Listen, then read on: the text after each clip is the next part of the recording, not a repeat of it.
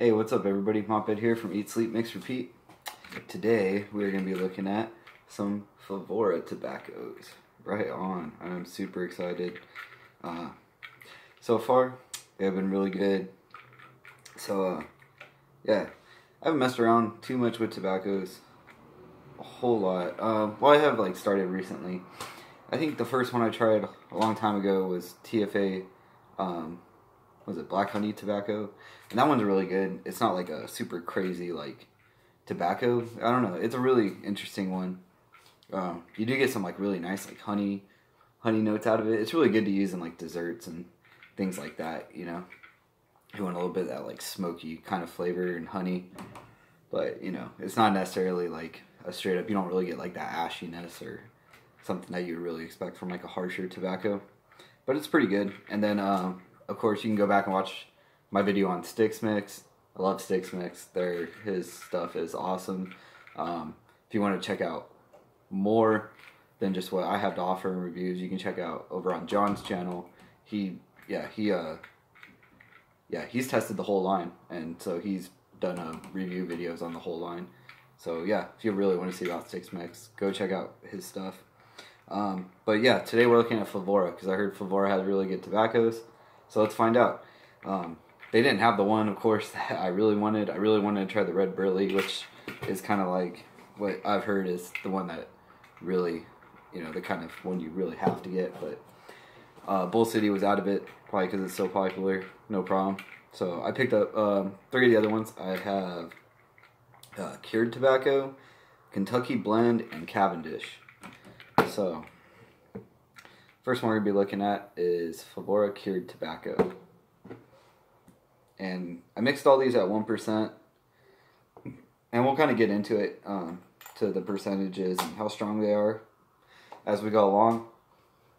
But as far as mixing them at 1%, that seems like a good starting point for Flavorah's tobaccos. They were all definitely, you know, enough to get, 1% was definitely enough to get what I needed out of each one to flavor test. Because, I don't know, when I flavor test, when I single flavor test and stuff, I'm just trying to get an idea, you know. I just want to get an idea, maybe of how a flavor tastes, you know, around what percentages I could use it in a mix, you know. And then maybe get some ideas of what it'll go good with, what I want to mix it with, you know. Try and think of some pairings or see if they already have a recipe that I think it could go good in. And so, you know, so usually I'll just mix something at maybe a single or 2 different percentages or something, try it out. If it's absolutely awful or obviously isn't right, then yeah, then I'll, you know, adjust it. But if I can get a good idea, you know, I'll just call it there, and then I'll start mixing with it and see, you know. And then as I kind of progress using it in recipes and stuff, you know, I'll get to know the flavoring more. So that's just kind of the way it goes. You know, it's not the quickest process. It takes a long time, but what do we have more than time, you know? You know. So, yeah. I don't mind spending time on mixing. One thing you'll realize is I'm not exactly the most efficient mixer, but you know, I take my time on things and I move slowly, but you know, it's a hobby. I like it, and yeah, it is what it is. And I'm just ranting on way too long. So let's get into this. So Flavorah Cured Tobacco.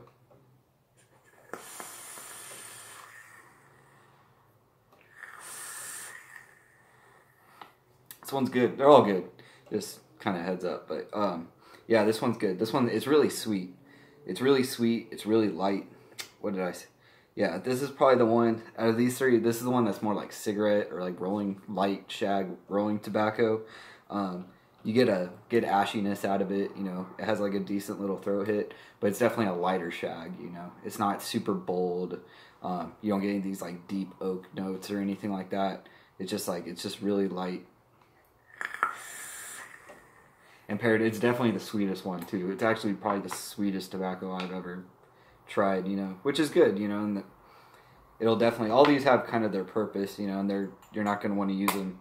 The nice thing that I've realized with tobaccos is, you know, getting into tobaccos isn't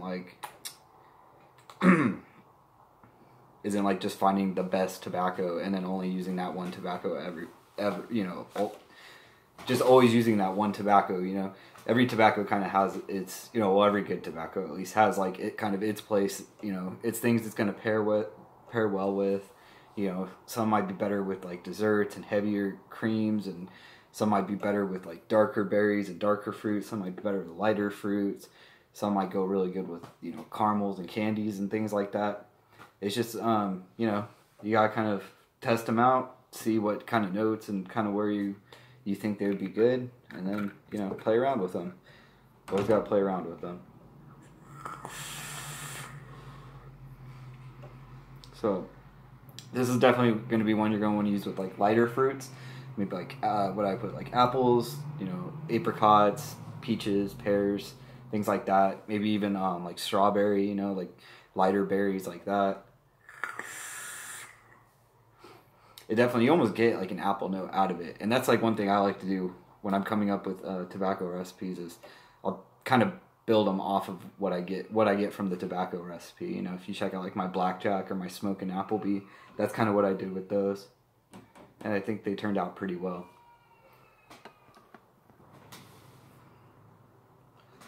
Hey everybody, sorry about that.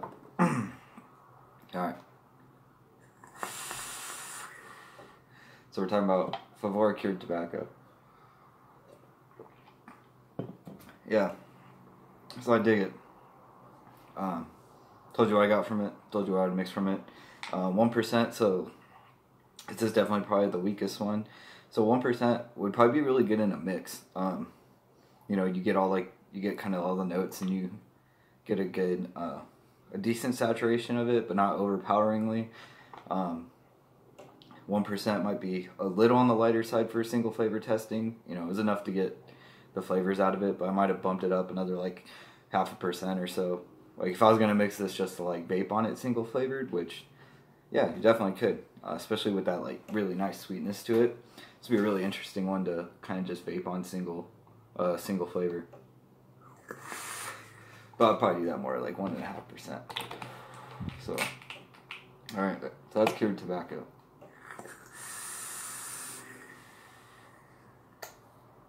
Next up, we got Flavorah Kentucky Blend. Again, mixed up at 1%.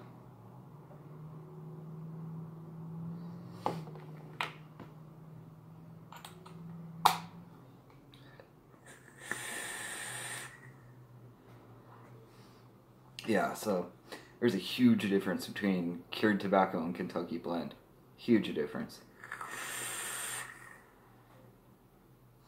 Kentucky Blend is definitely more into like the pipe tobacco kind of realm. It's definitely a darker shag.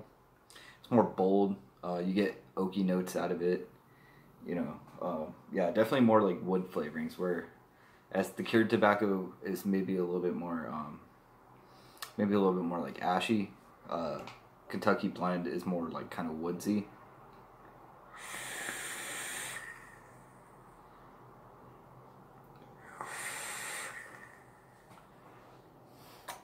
Yeah, that's really good though. So this one's also definitely a little bit stronger. You know, 1%. If you really want it to come out in a recipe, 1%. Maybe drop it down to like 0.75, 0.5 in a mix, depending, especially if you're going to mix it with other tobaccos, something along those lines, or if you're just trying to get like an accent of tobacco. But 1% would be good, like if you just want this as like your main, you know, your main note, like you want it like a main tobacco recipe. This is one I would more mix with like darker berries, blackberry, boysenberry, maybe even a little bit of blueberry, mixed berry. What else? Heavy custards, you know, your Capella vanilla custard, things like that. Maybe top it off with some caramel or something. Caramel, butterscotch, something kind of dark, deep like that.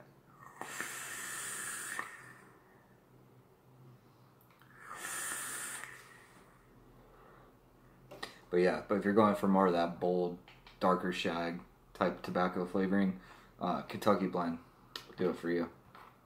Definitely. Really good. I'm really happy with this one. And the last one we have to talk about, it's kind of definitely the weirdest one, Cavendish.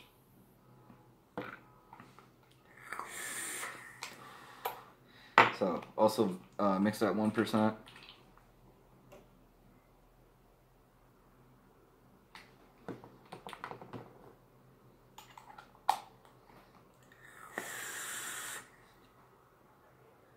Yeah, this one's so it's kind of darker, kind of bolder, but whereas Kentucky Blend is more like based around kind of wood notes and things like that, this one's more like spiced. If you ever like chewed Red Man or something like that, it's kind of similar to that.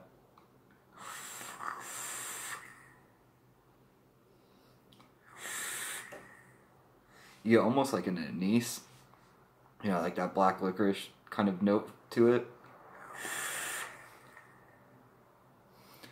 Or maybe closer to like almost like a bourbon note, but without the like alcohol burn.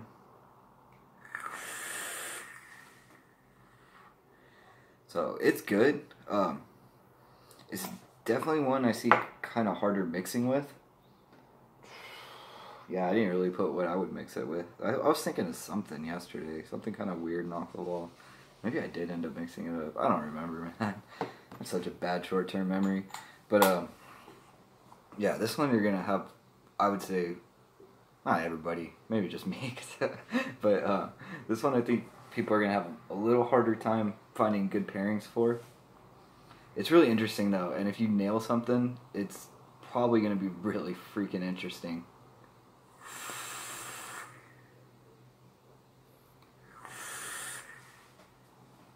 But I definitely get more like spice notes with this one.